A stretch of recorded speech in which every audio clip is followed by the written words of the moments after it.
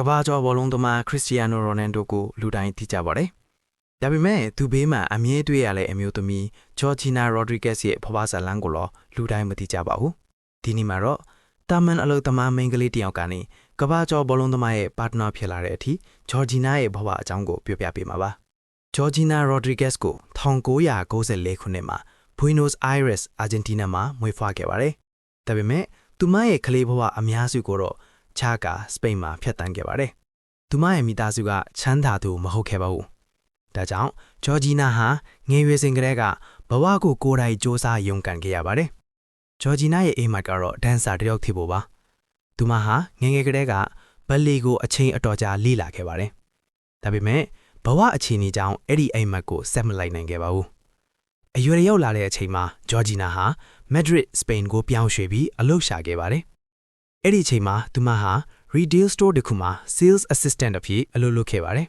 ။အချို့တစ်ချိန်တွေမှာတော့ supermarket ဆိုင်တွေမှာပါအလုပ်လုပ်ခဲ့ရပါတယ်။လစာနည်းနည်းနဲ့ပဲနေ့စဉ်ဘဝကိုဖြတ်သန်းခဲ့ရပြီးသူမဘဝဟာတာမန်လူတစ်ယောက်လိုပဲရိုးရိုးရှင်းရှင်းဖြစ်ခဲ့ပါတယ်။ဒါပေမဲ့2016ခုနှစ်မှာတော့သူမဘဝကိုလုံးဝပြောင်းလဲသွားစေမယ့်ဖြစ်ရပ်တစ်ခုဖြစ်ပေါ်ခဲ့ပါတယ်။မက်ဒရစ်မြို့ကဂူချီဆိုင်မှာအယောင်စာရေးမလေးအထွေတနာရီ10ပေါင်ရဖို့2ပန်းလုံးနေရတဲ့ဂျော်ဂျီနာအတွက်တော့ညနေ9နာရီဆိုတာလွတ်မြောက်ရနေပါမှာပဲအိမ်ပြန်ပြီးနားကျင်လာဖြစ်နေတဲ့သူမကိုဆိုင်ရှင်က VIP ဧည့်သည်လာမှာဖို့မနက်ထုံးစရာလောက်အကူအညီပါအောင်လို့တောင်းဆိုလာတဲ့အခါမှာတော့စိတ်ထဲကနေငါကန်ကြမားကလည်းအလုထဲမှာပဲတေးရတော့မှလားလို့တွေးမိကောင်တွေးမိပါလိမ့်မယ်ဒါပေမဲ့အဲ့ဒီအချိန်ပိုမိနစ်ထုံးစဲကသူမဘဝကိုရွှေကလတ်နဲ့အတင်ခံရတော့မယ်ဆိုတာဘသူကအကြိုသိမှာလဲအဲ့ဒီနေ့မှာဂျော်ဂျီနာဟာအလုလုပ်နေချိန်ကဘာကျော်ဘလုံးမှာခရစ္စတီယာနိုရိုနယ်ဒိုဆိုင်သေးကိုဝင်လာခဲ့ပါတယ်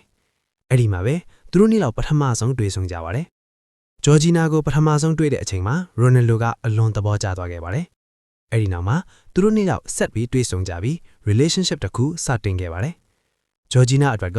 အဲ့ဒီနေ့ကအချိန်ပိုမိနစ်30ဟာပင်မန်းသားကျူတကလိုက်ကိုနှက်သွားခဲ့တာပါ။ဆိုင်ရှင်ပေးတဲ့အချိန်ပိုကြီးတဲ့အစပေါင်းများစွာတာလော်နဲ့ဘဝလက်တွဲပေါ်ကြီးကိုအမှတ်မထင်စုံတွေ့ခွင့်ရလိုက်တာပဲဖြစ်ပါတယ်။အဲ့ဒီတွေ့ဆုံမှုကဂျော်ဂျီနာညဘဝကိုလုံးဝပြောင်းလဲသွားစေခဲ့ပါတယ်။ရိုနယ်ဒိုနဲ့တွဲလာပြီးနောက်ဂျော်ဂျီနာဟာမော်ဒယ်အဖက်လည်းနာမည်ကြီးလာခဲ့ပါတယ်။ Fashion brand များစွာနဲ့အလုပ်လုပ်လာပြီး social media မှာ followers တန်းများစွာရှိလာခဲ့ပါတယ်။ဒီနေ့အချိန်မှာတော့ဂျော်ဂျီနာရိုဒရီဂက်စ်ဟာ model, influencer နဲ့ business woman တယောက်အဖြစ်အောင်မြင်နေပြီးရိုနယ်ဒိုနဲ့အတူမိသားစုဘဝကိုဖြတ်သန်းနေပါတယ်။သူမရဲ့ဘဝဇာတ်လမ်းကတော့တာမန်အလုပ်လုပ်တဲ့မိန်းကလေးတယောက်ကနေကဘာကျော် celebrity တယောက်ချစ်လာတဲ့ an omega story တကူပါပဲ